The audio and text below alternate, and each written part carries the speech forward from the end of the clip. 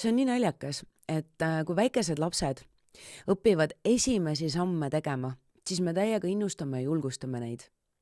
Kui sul on lapsi, siis sa kindlasti tead, millest ma räägin.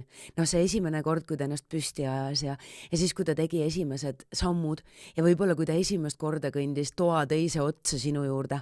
Et kui palju rõõmu, kui palju aplausi, kui palju tunnustust.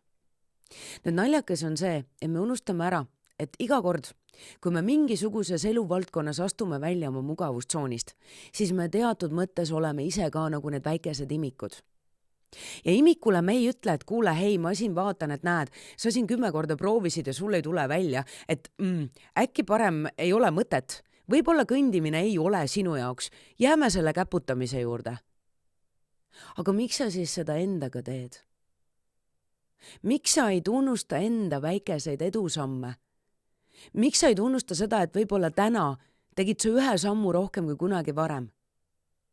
Miks sa ei aplodeeri ise endale siis, kui sa esimest korda uues valdkonnas või mingisugusel täiesti uuel tasandil kõnnid toa teise otsa?